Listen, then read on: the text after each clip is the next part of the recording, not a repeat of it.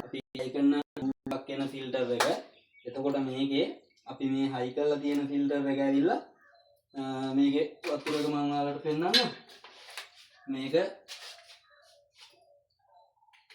Filter වතුර එක 21ට තියෙන්නේ. ඔය 21ට තියෙන වතුර එක හදලා තියෙන්නේ මෙන්න මේ වගේ 324ට විතර තියෙන වතුර එකක් තමයි 21ට විතර හදලා තියෙන්නේ. එතකොට මේකේ මම ෆිල්ටරේ විස්තර ටික කියන්නම්. විස්තර ටික කියනකම් මේ වතුර එක චෙක් කරන විදිහට ඔයාලට පෙන්නන්න කොහොමද වතුර එක චෙක් කරන්න කියලා. එතකොට ඔයාලට අදහසක් එනවා මේක කොහොමද වතුරේ ජරාව තියෙන්නේ, ජරාව නැත්තේ කොහොමද කියලා. මේක ගොඩක් තැන්වල ඔයාලා දැකලත් ඇති. හොඳ වතුර එකක් නම් මේක ඉලෙක්ට්‍රයිසර් එකක් තියෙන්නේ, විද්‍යුත් විච්ඡේදනයක් වෙන්නේ. හොඳ වතුර එකක් නම් වතුර එකේ ගෝල්ඩ් කලර් එකක් එනවා. ඒ කියන්නේ හොඳ රත්තරන් පාටක් එනවා.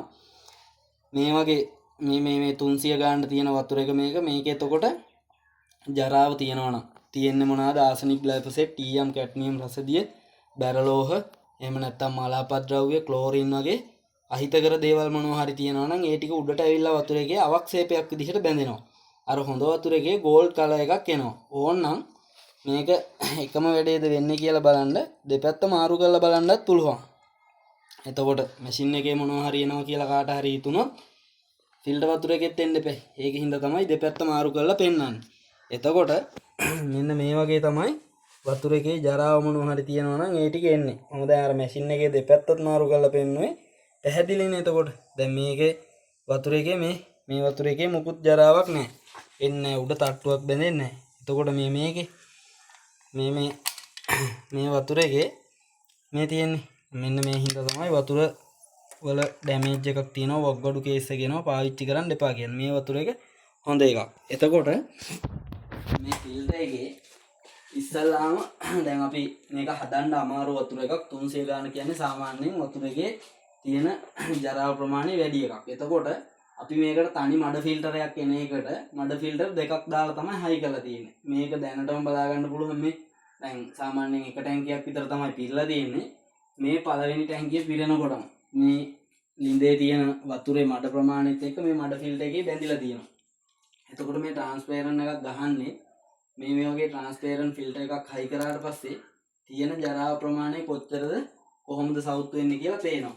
ඊට පස්සේ ෆිල්ටර් එකට දෙන ලයින් එක මෙතනින් අපි ෆිල්ටර් දෙකෙන්ම පෙරලා තමයි ෆිල්ටර් එකට දෙන්නේ. එතකොට මේකේ ඔයාලට බලා ගන්න පුළුවන් ඉන්ලයින් සෙඩිමන්ට් එකකට ඉස්සල්ලාම දෙන්නේ. ඊට පස්සේ ඉන්ලයින් කාබන් එකකට දීලා RO එකට දීලා RO එකෙන් අල්කලයින් එකට දීලා අල්කලයින් එකේ පෝස් කාබන් එකට දෙනවා RO එකෙන් පෝස් කාබන් එකට දීලා පෝස් කාබන් එකෙන් අල්කලයින් එකට දීලා UV එකටත් දීලා තමයි වතුර එක එළියට දෙන්නේ. ඒක නිසා මේකේ වතුර එක ක්වොලිටියටම දෙනවා. UV තියෙනවා, මේ RO තියෙනවා, UV තියෙනවා, UF තියෙනවා, TDS.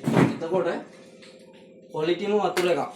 මොනවාද ක්වොලිටිම වතුර එකක් කියන්නේ? මිනිස්සුන්ට ඕනේ ආම්ලික වතුර එකක් නෙමෙයි, බාස්මික වතුර එකක්. එතකොට අල්කලයින් එකෙන් වතුර එක බාස්මික කරලා බාස්මික වතුර එකක් තමයි එළියට දෙන්නේ. ඉතින් ඔයාගේ ගෙදරක් තියෙනවා නම් වතුර එකේ ප්‍රශ්නයක්, බොන්න බැරි කිවුල ප්‍රශ්නයක් තියෙනවා නම්, එහෙම නැත්නම් ක්ලෝරින් ඕනම එකක්, ක්ලෝරින් හරි කිවුල හරි නැත්නම් මඩ හරි මොනවා හරි ප්‍රශ්නයක් තියෙනවා නම් කතා කරන්න 070 56 96 958 නම්බරේ කෝල් එකක් දෙන්න.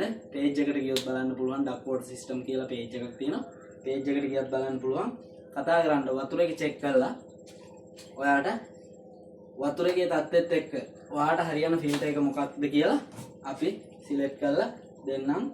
වතුර එකේ ප්‍රශ්න ටික විසඳලා හොඳ ක්වොලිටිම වතුර එකක් දෙන්න. එහෙනම් ජය වේවා සියලු දෙනාට. ආයෙත් වීඩියෝ එකකින් එන්න.